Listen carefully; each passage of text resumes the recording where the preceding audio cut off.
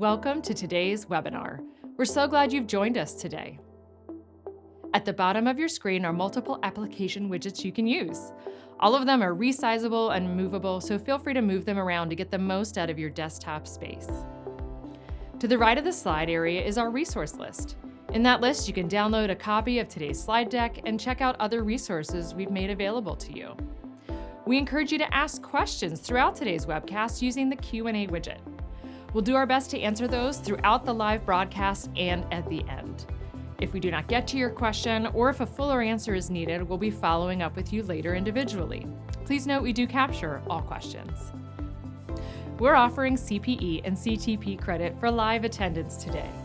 In order to be eligible, you must listen to the entire broadcast and answer the required amount of poll questions.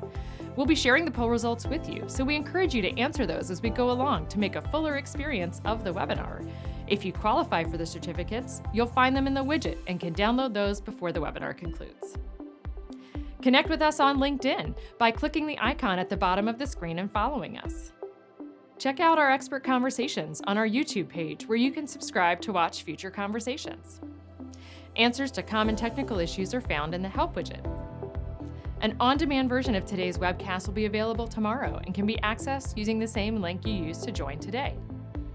Under the Dodd-Frank Act, we're required to caution you that swaps have risks. At this time, I'd like to introduce today's speakers. Jackie Bowie is a managing partner and head of EMEA, providing guidance and strategy for the European and APAC regions. She is a member of Chatham's board of directors and our senior leadership team, and brings over 25 years of financial markets expertise to advise clients in the real estate and private equity industries. Amol Dhargalkar is a managing partner and chairman for Chatham's board of directors. He's the global head of Chatham's corporate sector and brings over 20 years of experience in derivatives, capital markets expertise to the treasury and accounting solutions that support our clients' strategies and operations. We're so glad you joined us today. We hope you enjoy the webinar.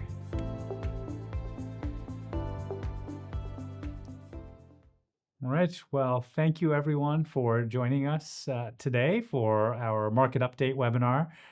These are always fun for Jackie and I to do every 6 months or so. And as usual, there's a lot to talk about. And so before we go much further, I want to do a quick introduction of Chatham Financial for those of you that maybe aren't quite as familiar with our firm. We are a firm that's been in business for over 30 years, really focused on enabling our clients to have the best possible capital markets outcomes.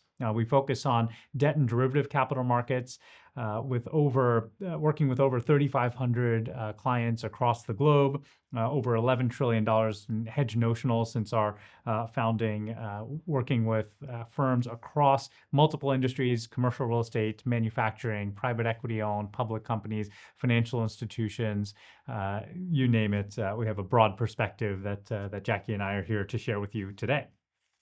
So with that, let's take a quick look at our agenda. We're going to start, as we always do, with a bit of a macroeconomic update, talk about the rate environment, U.S. election implications. No, we are not going to have a polling question on who's going to win the U.S. election, much as we tried to get that in to this.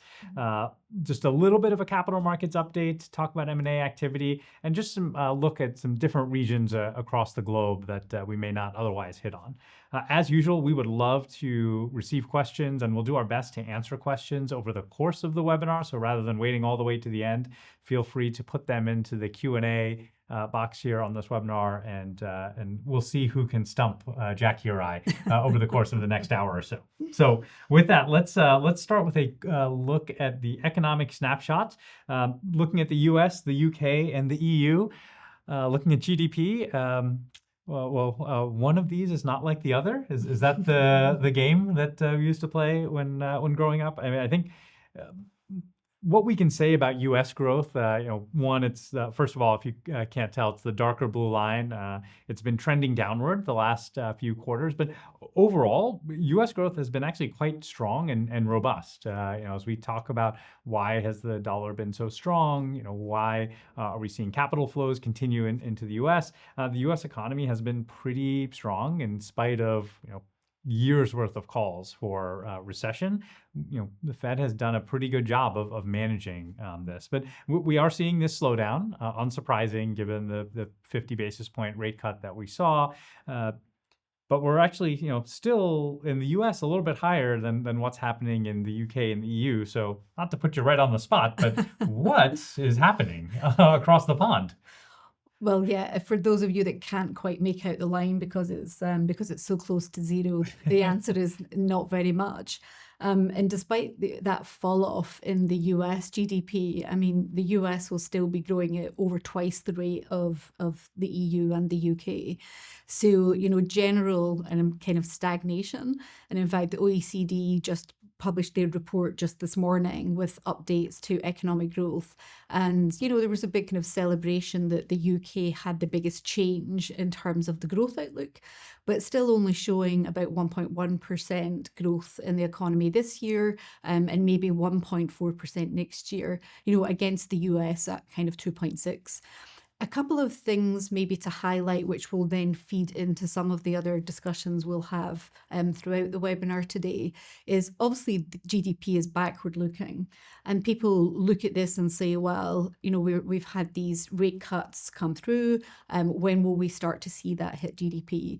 The monetary mechanism does have a lag effect. So we have to kind of put that out there that it doesn't have an immediate impact. And one of the other themes we'll talk about today is really what's happening in the fiscal position. So whilst it's interesting to look at the difference in performance across the US, EU, and the UK, we have to emphasize that it is backward looking. And what we're trying to do is say, what will influence this going forward? The other thing I just highlight is for those of you who have joined us before, because I cover the European region, we talk about Europe as though it were like a homogenous area. The countries are all very different. And the one big stark, which also came out of the OECD numbers this morning, is really the dire state of the German economy. If you think about Germany and France being the two biggest countries that influence, Germany is officially back in recession. Arguably, it could be a technical recession, but still, not in good shape. You compare that to Spain, which is doing very well, the Netherlands also doing very well. So just a little bit of caution that not to think about Europe as one kind of jurisdiction, but to really look at the differences in the performance of the underlying economies.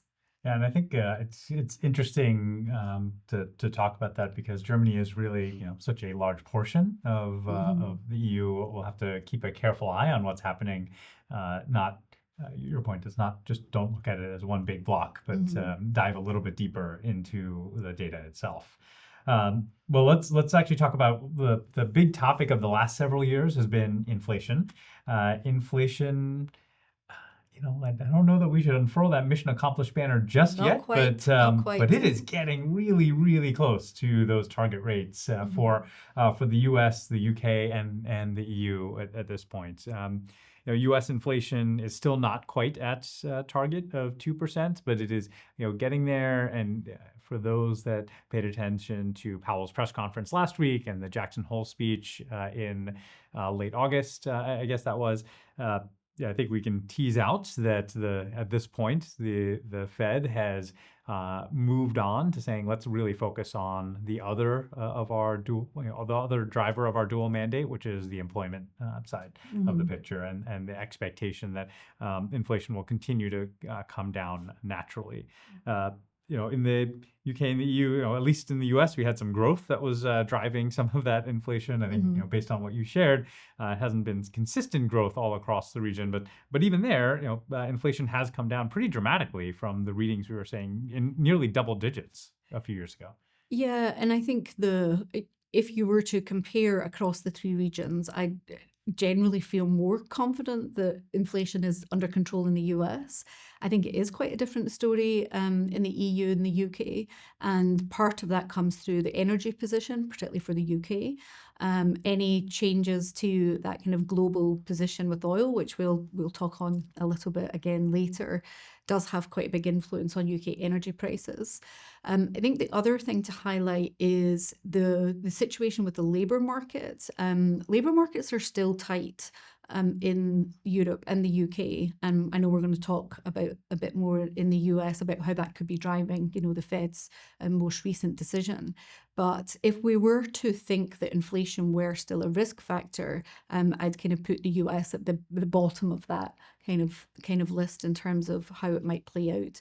Now, one of the other influences in the UK is we're starting to see some pretty large pay deals in the public sector. There'll also be the announcement of the changes to what is our minimum wage. And for people that think, well, that doesn't matter because it's the public sector, and I'm not impacted by minimum wage, that does feed through into the economy. And the most recent inflation data we had from the UK were showing these headline numbers, which is what we're showing here in the chart. But if you look underneath that and you look at what's happening to services inflation, and again, that wage data, services inflation still 5.6%. So definitely not out of the woods yet. And that's definitely feeding into the cautious moves from central banks, which we'll come to when we come to talk about the interest rate environment. And it's funny to think it wasn't that long ago that we were talking about, inflation can't be tamed. Maybe we have to raise rates further. The economy, is too strong. So clearly, we've gone beyond that point. Looking at the unemployment picture in the U.S. Specifically, not spending too much time on this. I think those of us that are optimists, glass half full folks, will look and say, look, we keep adding jobs every month. And if you're a special kind of optimist, you'll say we're adding jobs, but it's not so much that it's going to add to inflation. So it's that perfect, almost like Goldilocks zone on the jobs picture. Pessimists might look at this and say, job openings have come down pretty significantly. There's real concern that as the Fed is cutting rates and there's going to be a recession, there'll be layoffs, all types of concerns there. And even there, it all points to this, at least at the moment, this bit of a soft landing for the U.S. economy, where we are managing through this without having reduction in non-farm payrolls jobs. We're managing through this by essentially companies choosing to hire less. And so in the U.S., you see on the left-hand chart, real wages have been generally positive for the first time in quite a long time. Real wage growth, that is. And so we're going to keep an eye on that and see if those job numbers turn negative. Do we all of a sudden start to have some more significant reaction from the Fed and other policies that come into play? Yeah, and just focused particularly on the US job numbers because it everyone focuses on that non-farm payroll when it comes out because it also has a big impact in the European markets. But where we mentioned at the beginning about GDP being a lagging indicator for recession or signs of slowdown, I think looking at these job numbers, we would say that these can be good leading indicators. And whilst your point, Amol, being that there is still new job creation, it is significantly down from where it was at the beginning of this year. And I was reading yesterday about some of the hiring intentions surveys. Now, again, it's not hard data. Intentions is always different, but really how much that sentiment has changed with regard to employers, what their plans are for new hiring. And the survey was for the US, but if I were to match that to what's happening in the UK and Europe, I said that the labour markets were still quite tight, but in fact, you're starting to see that employers reporting that they're not finding it so difficult to hire people anymore. So it feels like that turn in the labour market is really something that we should be monitoring for the next 12 months. Yeah, I think it's going to be a key indicator of what the future looks like. We actually have a few questions about inflation. What we were talking about before. So without going back into that, I wanted to address some of these. So I think there's some questions around what is the true inflation rate if we add in wage growth and housing. It's worth noting that for all these inflation measures, housing costs are considered. Different inflation measures consider them to different degrees, and wage growth really is a contributor to inflation, i.e., more money for people to spend means there's more money to spend on goods, which can drive the price of goods higher. So that's really embedded in there. But it's one of the reasons we highlight real wages is you could have a 5% pay raise, but if inflation's running at 5%, you're really not getting much of an increase there. So that was one. The other one was specific question around thinking that U.S. inflation peaked much higher than what we showed on the slides, and there again are different measures of inflation that even in the U.S. and in all of these different regions, we're showing the measures that the central banks are paying the closest attention to, which tends to strip out some of the volatile elements like food and energy costs. It doesn't mean that we didn't experience higher energy costs or higher grocery bills when we went out there for our weekly visits. But what the Fed is really focused on, and what other central banks are focused on, are items that are more consistent and less short-term volatile in helping them to manage the economy. Yeah. All right. Well, let's keep going here. Speaking of central banks. A very interesting picture. One of the things that we first look at here is the U.S. has begun. Really, all three of these central banks have begun their easing cycles at this time. The U.S.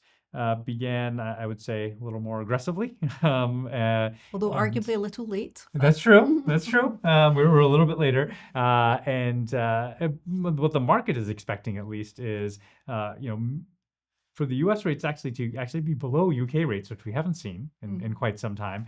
And interestingly, EU rates it's not quite getting back to zero, but in the next year and a half, 2 years, the markets are expecting at least a one handle on the the main ECB rates. So yeah, it's a really interesting dynamic that we see right now. But what are some of the things that you're hearing that that are driving this forecast? Yeah, well, just on that differential between US and UK rates, I suppose one of the benefits for us in the UK is perhaps an increased sentiment on how positive we can be on sterling for a change. So yeah, seen some FX forecasts out yesterday and today, looking at sterling dollar at kind of 140, not seeing it there for a while. So yeah, that interest rate differential with UK rates remaining slightly above US, very important for the currency. And again, we can cover that again later.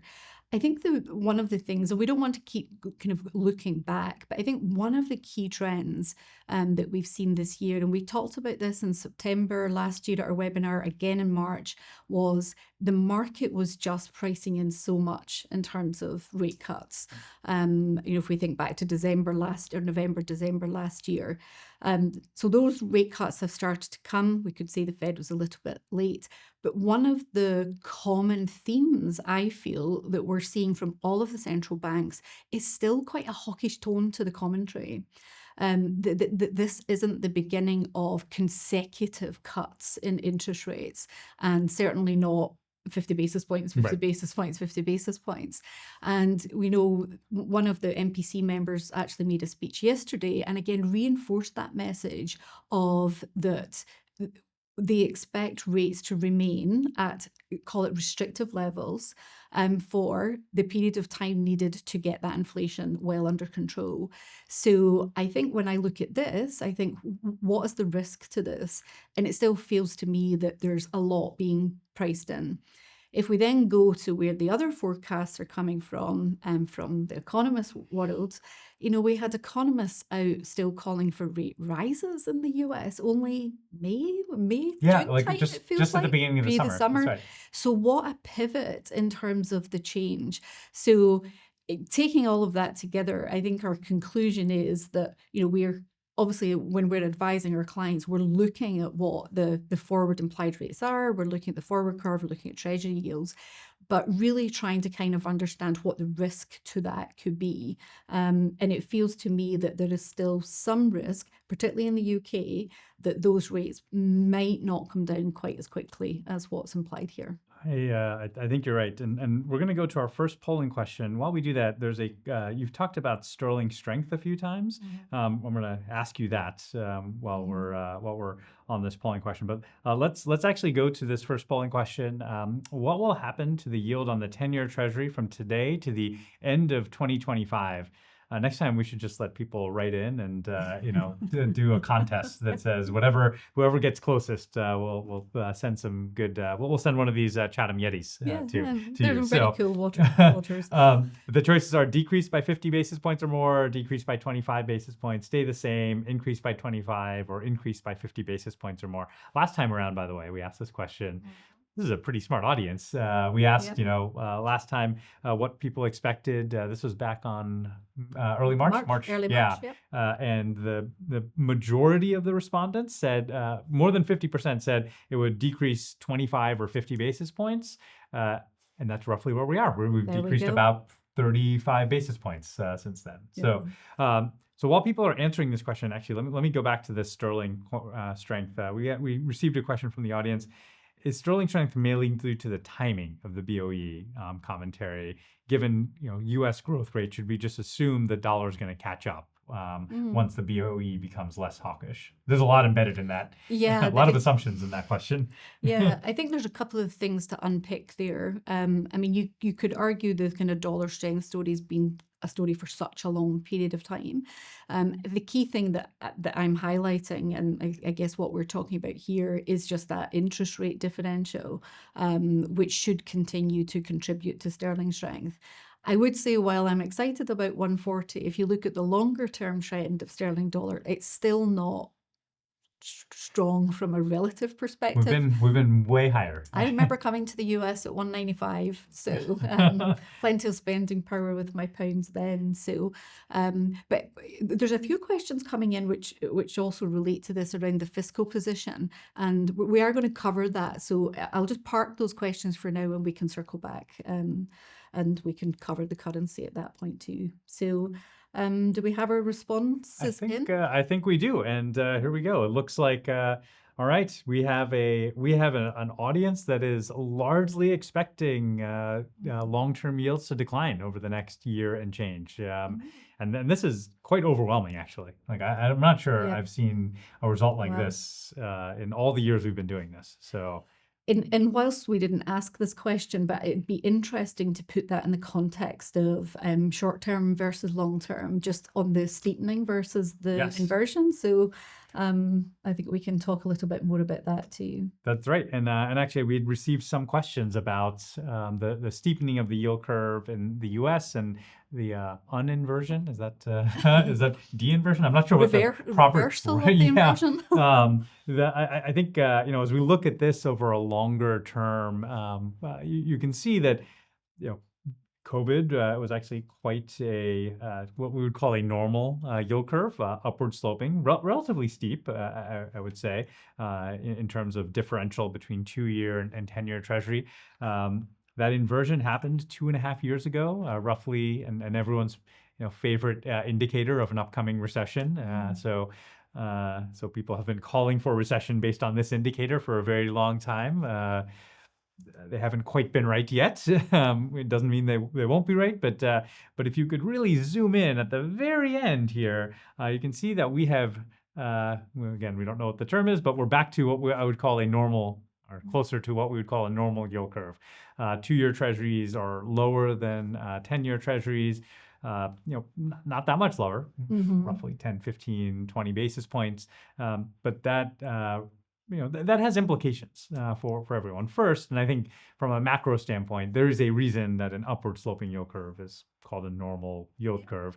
Finance 101. Yeah, term premium, liquidity risk, credit risk, everything kind of goes in there. And fundamentally, the banking system is, and in developed economies, is built around a upward sloping yield curve. Yeah. Short-term money is cheaper than longer-term money in general. So the flip really had a material impact on institutions across the globe, which we'll talk about in a little bit. But getting back to maybe more of a normal yield curve, it does have implications on hedging strategy. So common strategy we've seen, we won't spend much time talking about this, is pre-issuance hedging, and particularly for investment grade companies. Rates going down is great, makes the future issuance you'll lock in cheaper, but the forward premium is now very different than it used to be in an inverted yield curve environment. And we're getting some guidance from the audience. Disinversion is the Thank you. reversal of inversion. Thank you. Couldn't just quite get that word in my Yeah, technically English is not my first language, so I have no excuse. Yeah, I can say Scottish is that's my right. first language. That's its own language, Jackie. Sure, it's its own dialect. Well, let's and then just going from treasury markets to swap rates. While we have seen the disinversion in the treasury markets, we haven't quite seen that when we get to the shorter end of the yield curve on swap rates. Unsurprisingly, SOFR remains higher than 5-year swap rates, for example. A very common conversation that we're having here in the U.S., and I think you're going to say similar across all of our clients globally, is it feels like you can pick up some savings in the short run. You can pick up a few hundred basis points of savings if you're a floating rate borrower swapping into fixed. That's not to say that will persist over the life of this, over the life of the swap, but very common to say, hey, it's a quick way to save 100, 200 basis points right away is just swap from floating rate debt into fixed rate debt. Yeah. And I think you're right, Amol. It's the same trend. So we have the Euribor curves, and the next slide has the same for SONIA. So just looking at the little shaded, the mountains and the icebergs on the left-hand side. So when the grey line, when the icebergs are below the line and the grey shadow, what that's saying is that there's a lower rate for fixing versus where the floating benchmark is at that point.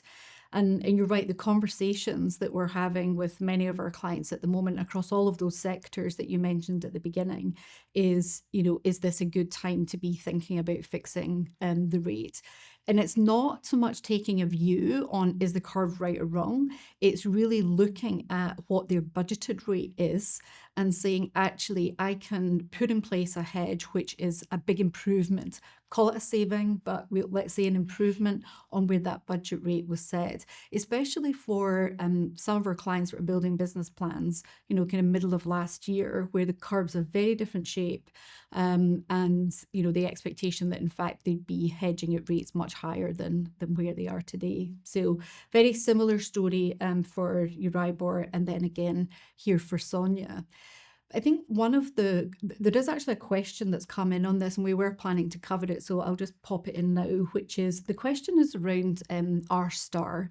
Now, what that is basically, call it the neutral rate of interest, where interest rates are neither restrictive or accommodating. And it's quite an interesting concept to discuss because it's not an observable rate, right? So everything we talk about here are observable data points. But it's an interesting discussion at the moment because Powell, in his statement, I'm ad-libbing a little, but he did say something around that the R star rate would be quite materially higher than it was pre-pandemic. And we're saying, well, what does that number mean? Because our clients are making decisions on cost of funds, new issuance, hedging, based on these curves. But having gone through this roller coaster of huge increase in rates, then the rate cutting cycle, they're now actually saying, okay, if I'm looking 5 years ahead, maybe 7 or 10, where would we think that this natural rate of interest is? So there's a bit of context on that's what we're starting to think about for making medium-term decisions, and how should we think about this R star rate? If Powell is right, and everything would certainly be indicating that that's the case, that it would be higher than it was pre-pandemic. But what is that magic number? We can make that next year's polling question for everyone. We'll even talk a little bit about what the Fed's expecting on this.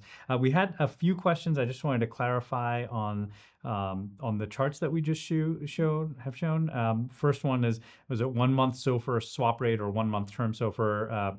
The swap rates were against term SOFR, and it was the 1 month SOFR rate, I believe that, 3 month here on Sonia, for example. So we labeled it on the chart.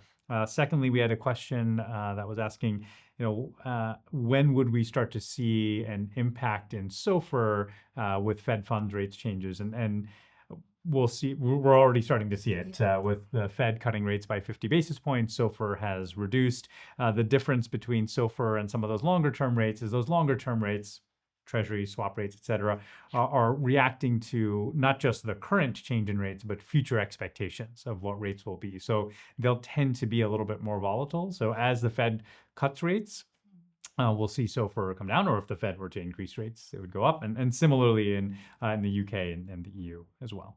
Yeah. So with that, one other area that we wanted to highlight before we get to some of our next topics and polling questions is interest rate cap pricing. Interest rate caps are for all of our audience members that are commercial real estate investors and borrowers, near and dear to your heart. All too well what's required. For those of you that aren't, a common tool used in floating rate borrowing, often required, especially in the U.S. to hedge with interest rate caps.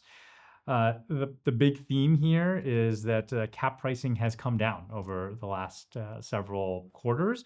And one of the implications that we've seen from our clients is many of them have stopped waiting until the existing interest rate cap on their financing matures. Buying it instead of buying it a week or two before maturity.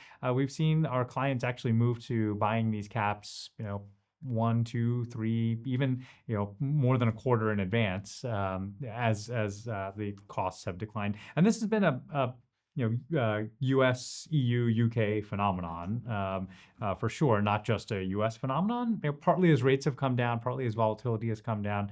But it's given some, back to your budgeting point, some relief, especially to those that had budgeted or escrowed higher amounts on caps.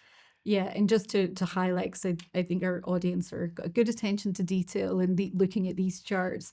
The pricing that's shown here for interest rate caps is the strike rate for the cap is different. So for GBP, it's here is 5%, and for Euribor, it's 3%, and for US dollar, it's 4%. And that's just a reference for a kind of normal cap strike given where the fixed rate is. So they're not directly comparable in terms of the exact cost. But yeah, you're right, Amol. The trend has been the same, and we've had a lot of good situations with clients where we have everything lined up ready to go. They've had an estimate of what their replacement cap cost is likely to be, and then because the market has been so reactive to data, that flash inflation that wasn't good in the US earlier in the summer, changes to or perceived changes in forward guidance from central banks has just afforded us an opportunity to get into the market quickly and get these caps in place at sometimes quite significantly cheaper premiums than had been estimated. So whilst there's a lot going on, I think there are opportunities if you're prepared to take advantage of some of these kind of cheaper hedging. Mm-hmm. Yeah, and certainly back to the psychology. If you'd budgeted, if you'd budgeted 100,000 and now all of a sudden it comes in at 50,000, that feels better than the other way around when rates were rising. That's for sure. So with that, let's actually go to our next polling question, and I'll just read this out loud real quickly. If the Fed continues to cut rates, then your organization will A, expect organic business growth, B, hold off on major investments until economic stability is clear, C, start to look for opportunities in distressed assets, D, seek acquisition targets. So this is a select one. And I think while we're waiting for this, we've gotten a few questions, and we can maybe talk about this now. We've gotten a few questions about our view of how much the war in Ukraine and the war in Israel and Gaza have been impacting the global situation. We'd be curious for your take on that. Yeah, I mean, looking at it from the purely economic side, so parking all of the kind of distress and the human tragedy around it. Certainly from a European perspective, we are very much focused on our defense spending and how low our defense spending is. And I think it's quite difficult to talk about this in the round without talking about the election outcome. I know Amol said no election outcome predictions, but the impact on commodities markets and oil, etc. We'll talk about that a little later. But I think from my seat, I think one of the bigger impacts as it impacts the economy will certainly be around how much European countries may have to increase defence spending. And again, that may also then be related to the outcome of the election and depending on the situation that the new president takes on Ukraine compared to the situation that Biden has taken up until now. Yeah, and it is fascinating in some ways. As we look across these global events, like you said, the human suffering has been very real. In some ways, it's surprising that there hasn't been more significant impacts to capital flows on a global basis. It shows some level of resiliency or maybe just some built-in optimism in investors that we've been able to keep moving forward. Again, that markets continue to function, right? Markets continue to function through that, but I think our results are in. And it looks like about half the audience is expecting organic business growth as the Fed continues to cut rates. I think that's a good sign given the cross-reference or cross-section of industries and organizations we have represented here. About a quarter are looking for acquisition targets and even looking for opportunities in distressed assets. That falls into the acquisition bucket as well. But it's really interesting that I would say this is a this is a glass half full audience, my kind of audience when we're looking at this. Yeah, but I guess within that expected organic business growth, it's the assumption that the rate cutting cycle will boost or enhance economic growth, right? Yes. It has to come together. And we have had a few questions in on the fiscal situation. We are going to cover that. So we'll get to that in a few slides' time. One interesting question, just because we were giving some real life examples of decisions that our clients are making and how we're helping them make decisions about hedging. But one question that's come in is, given the expected easing cycle, is it not a good time to actually swap from fixed to float? And even though there's a negative carry up front, and how would you convince your management or your investment committee of that? So maybe a bit of an emphasis on what's already priced in versus how much more to come. Amol, what would your advice be? Yeah, and we've actually had this conversation with a lot of, particularly in the US, it's been investment grade companies. And one of the first places that we tend to start is actually take the conversation away from the rate cycle and look at managing your balance sheet from an asset liability perspective. So investment grade companies in the US tend to have a fair amount of cash or short-term securities on their balance sheet. And as rates go down, returns on cash, which I'm sure many of our clients have already heard from their banks that deposit rates are going down as the Fed is reducing interest rates. A way to balance that reduction in interest income is also to have reduction in interest expense. And so one way to, I guess, convince senior management is to say, let's not talk about rates. Let's actually talk about overall balance sheet. And rather than taking a siloed view, taking a more holistic view of interest income and interest expense. So, and on that point, we have the quite familiar to everyone at this point dot plot that we've shown here on the left-hand side that shows that the Fed is expected to cut interest rates, but as you go farther and farther into the future, there is a lot of dispersion. But even for 2024, it's interesting. There's somebody who thinks that there's another, almost 100 basis points of rate cuts coming. So I don't know which of the Fed members that is, but that would be significant to say the least. And we were talking about R-star earlier. While the Fed doesn't actually project a specific rate for R-star, this longer run column that you see all the way on the end of the chart, where we have projections anywhere from call it 2.25 all the way up to 3.75. So that's a pretty wide spread, but the average is right around 3%. And whether that is truly what the neutral rate is or not, I think this is an indicator of what the Fed thinks the neutral rate is in the U.S. And that would be real rates we're talking about there. Yes. So if you think 2% inflation, Right. So we're thinking nominal 1%. Nominal, nominal 1%. That's right. So I don't think the Fed's going to say they're not going to reach their inflation goal. So we have to assume it's 2%. It's an interesting question because I've had that discussion with a few people recently about the difference between real and nominal, and thinking about what that long-term neutral rate of interest is. So just we're always thinking it's real rates. Is what we're talking about. So. The other area that we wanted to highlight on the FOMC was of course everyone knows about the cut, so we don't need to belabor the logic behind that. We've talked a lot about that. Looking forward, though, whoever the new president is, and I'll give in. We'll talk a little bit about it.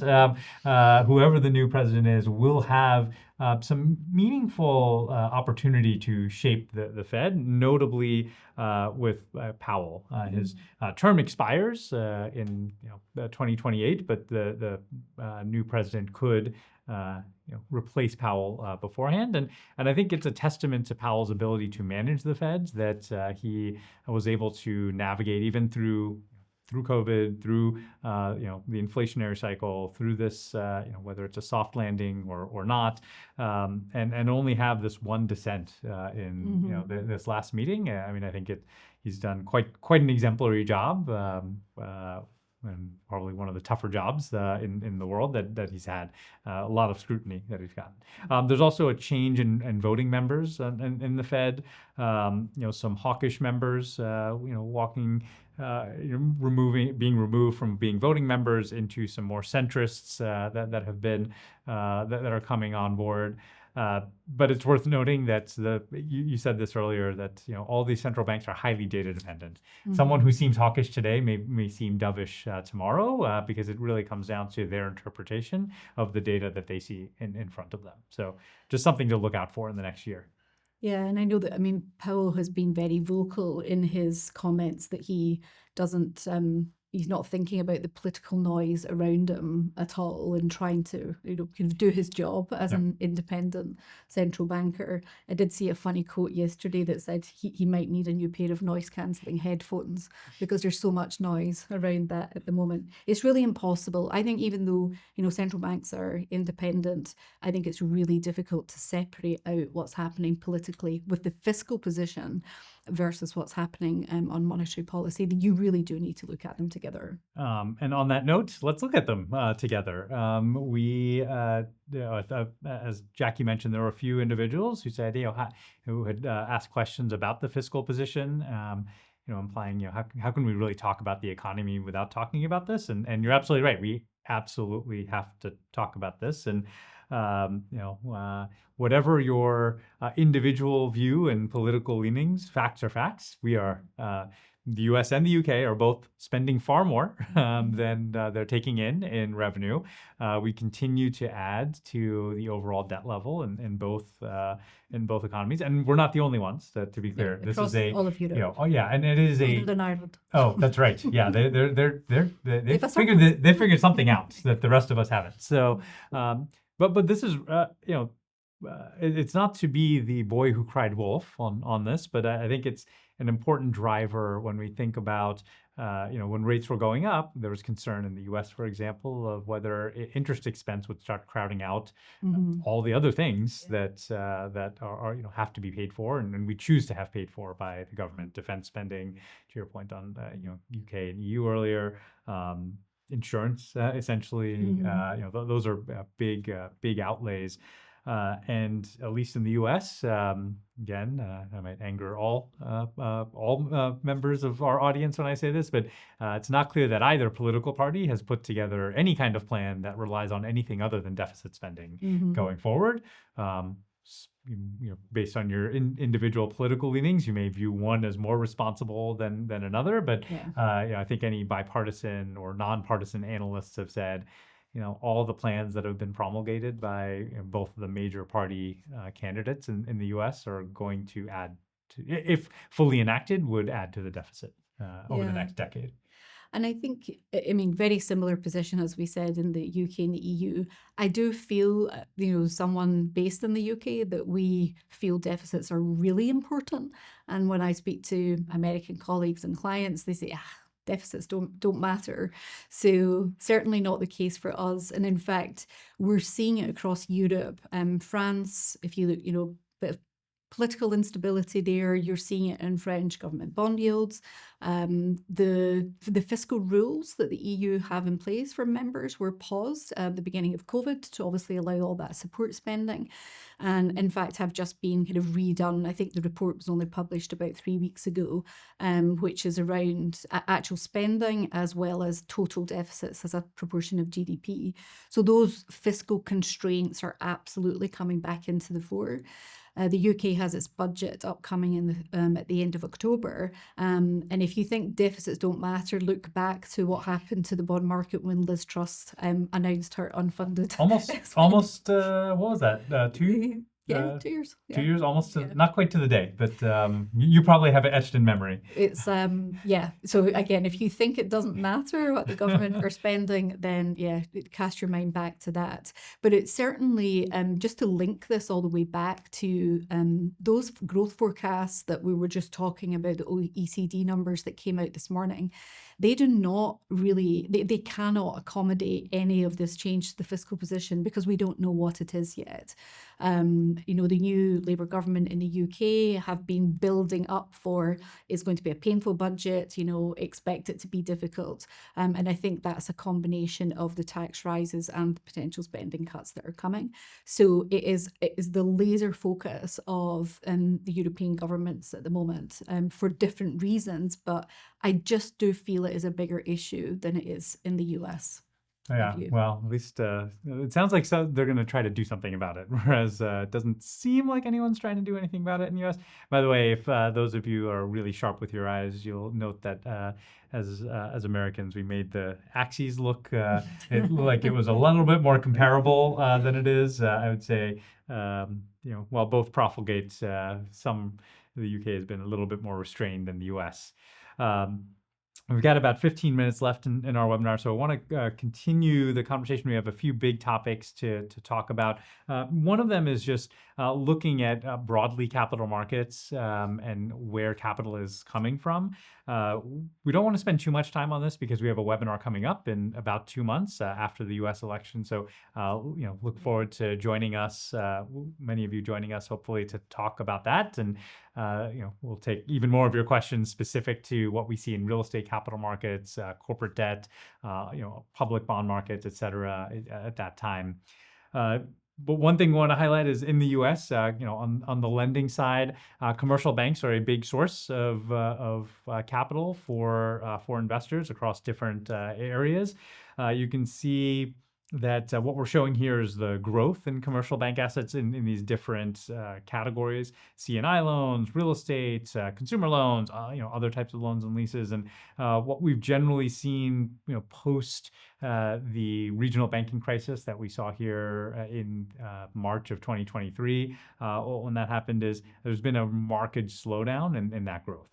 There's been much less loan growth, particularly in C&I and real estate loans here in the U.S. But commercial banks are not the only source of capital. And when we look at, for example, leveraged loans and CLO loan issuance, it's positive, so I guess we have that going for us, but it is not nearly as strong as we have seen. As we look at, particularly the last few quarters, we've seen some growth, but even that leveraged loan issuance, it's not necessarily new deals and new investments that are happening, right, No, Jackie? definitely not. I think it's the same across the EMEA region and the US, that it's very much been short-term extensions, maybe slight restructurings, maybe dealing with covenant issues, but it's not been wholesale brand new transactions and brand new funding. It does feel, just as we've come out of the summer and we start to look at the pipeline of what we see in our business, certainly seeing some kind of shoots of what we would consider to be new transaction growth, and new funding packages. And interestingly, we talked about this in our webinar back in March, just about the growth of the private credit and how they are providing more capital into these types of transactions. But actually, what we've been seeing in some of the trends is a kind of reversion back to classic syndicated bank deals and club bank transactions. So there has been a question that came in around, do we see, with the fall in rates in the market, are we now also seeing that lenders are reducing margins and maybe even being slightly easier on covenants? My response to that from my vantage point is it feels a little bit too early to conclude that that's the case. Chatham do provide a debt market report specifically for real estate, and we'll have our September one out by the second week in October, and we'll have much harder data to be able to conclude. My view is, though, that if you look at what's happening in the public bond markets, you're seeing a good tightening in spreads. And generally, you would see that then cascading down. There is a lot of liquidity available. Sentiment is certainly changing, and the rate environment is supporting it. So the answer is there's no hard data yet, but we sense that that's what's coming through the rest of this year and into next year. That's right. And I think what's interesting is, and we'll take a quick look. You can see that in the U.S., again, corporate bond volumes have been significant when you accept the COVID period. And the first quarter of 2024 was quite significant. But a part of that was where rates were, and a part of that was just investor demand and where spreads were. It just made sense for a lot of firms to go out and issue. And even on the high yield side, we've seen a pickup, but to your point, it's been really refinancing existing debt. But firms are willing to do it not just for maturity extension, but there has been some pricing benefit. We'll talk much more on our webinar in November about what we're seeing. I think post-election we'll have a little bit more clarity in the U.S. on what tax rates or tax reform could look like, and what, if any, impact that will have on investors. We're going to just go to our next polling question, and this is actually back to your point. We'll be really curious to hear what our audience says, given where we are in the rate cycle. What do you expect to happen to cost of capital over the next 12 months? A, capital will be abundant and readily available. B, there will be little to no change in capital costs. C, the cost of capital will increase. And I'm going to be super interested to hear what our audience is talking about here. But back to private capital. I think interesting point you brought up. The last year or so, they were really those lenders were really taking the place of and had banks, raised lots of right? new capital as well. Yes, that all need to be deployed. And it is very rare for bringing it back to what we were talking about with the Fed. It's very rare for the Fed to cut rates when equities, for example, are at an all-time high. It doesn't mean it's a bad idea or a bad call, but it's just rare. And when, to your point of how much liquidity there is in the market and capital that is going to be chasing deals, I think it's interesting. Couple that with the level of optimism that our audience has. Nearly more than 4 and 5. I think we're on some form of there's going to be growth, either organic or inorganic opportunities. It feels like there's the possibility that it might not even be a soft landing. That there's some actual risk to inflation, to what you were talking about earlier, that we could see actually more capital being unleashed than expected in the next few quarters or years. Yeah, and I think what we were saying is that the traditional bank lenders or the balance sheet lenders they've gone through a bit of restructuring. They've looked at their existing exposures and portfolios, and are kind of ready to come back. And I'm looking at the kind of leveraged loan market across Europe and for different asset classes as well. One of the questions, just to quickly answer this while we wait for the response, is do we see risks from this kind of private debt, call it shadow banking? And certainly the regulators have noticed and have started to pay a bit more attention. But despite all the hype about the sheer amount of capital they've raised, if you look kind of globally at the proportion of outstanding debt in these markets that's provided by these funds, it's tiny.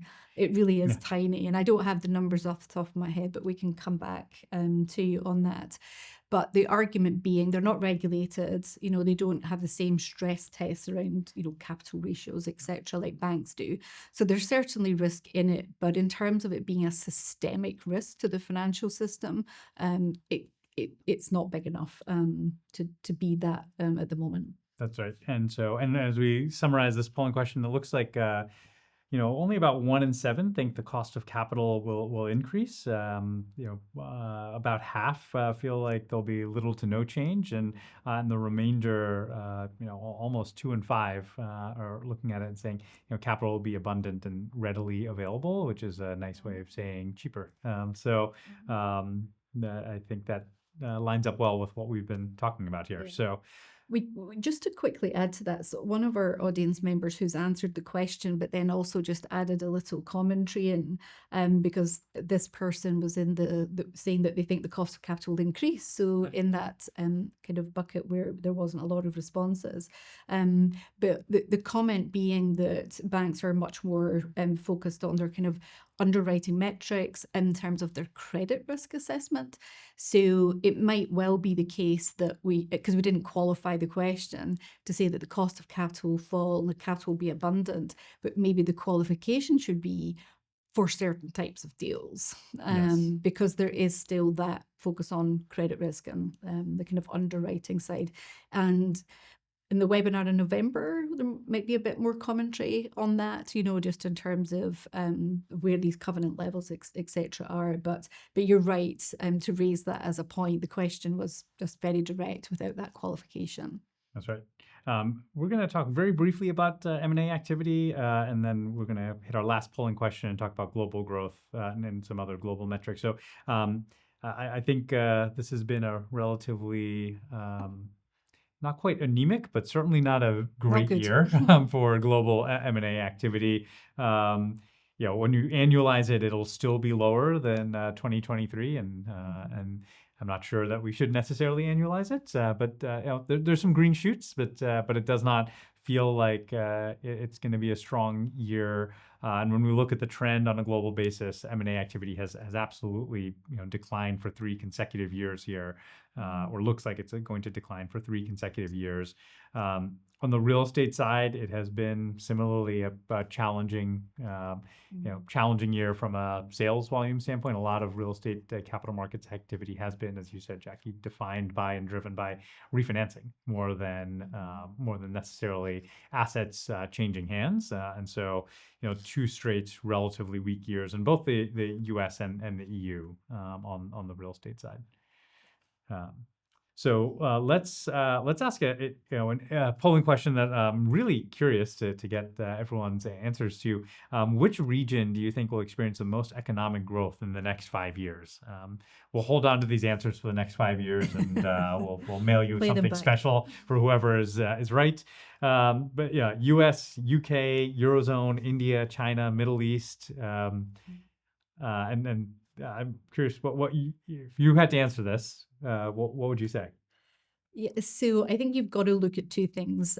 So one is just the rate of growth, and then the other one is just because of the scale of the size of the economy, you would have the highest level of growth. So again, we haven't been very precise. So you're letting everyone be right. That means asking you, because I cover EMEA as part of my role here at Chatham, the activity in the Middle East is just, is pretty unbelievable when you see see, the infrastructure spending in both in their region as well as outside their region.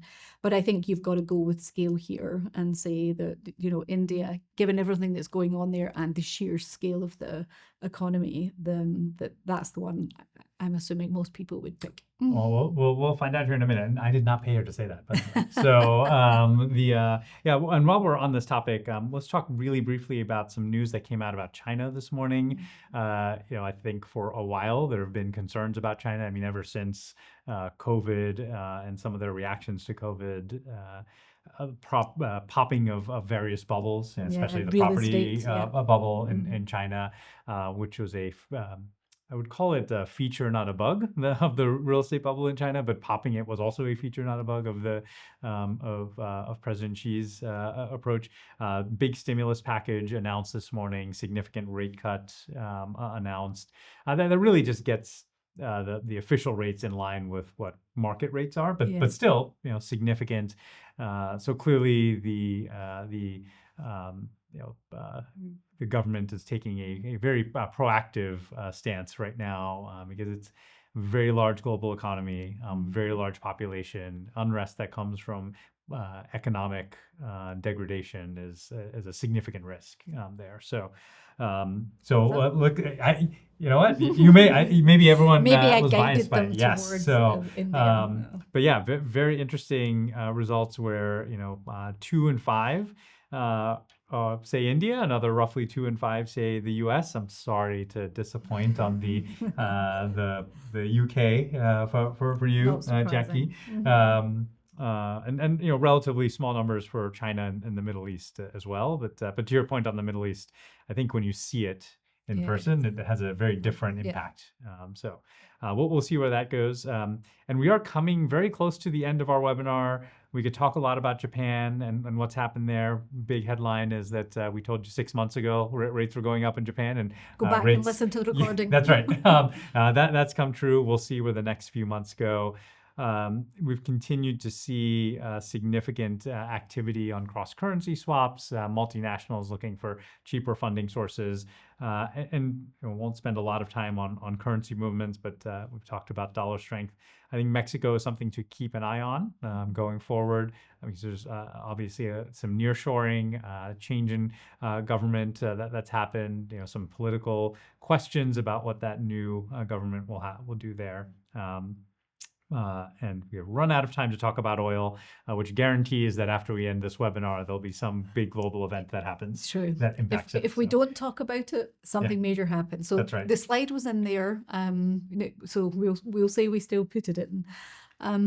So we've tried to answer most of your questions as we've gone through. There are still quite a few coming in. We will review all of the questions and get back to you. But again, please contact us directly if you want to have a more in-depth discussion on some of these topics. There are plenty of resources at your disposal, all here on the hyperlink. So please feel free to have a look there. Just before you go, a little reminder to download the CPE and CPT certificates using the widgets that were described at the beginning. Any questions regarding that, please, there's an email address here to contact. And we'd love to hear from you. We've had some feedback in the live chat, again, which is great. One request to, could we cover Canadian markets? Ran out of time today, but absolutely would love to do that. So if you can take a moment just to fill in the survey, it really helps guide us for the content of these webinars in the future. So thank you again for joining us. It's been great to have you and for all of the interaction with the questions, and hopefully we'll see you again at our next one.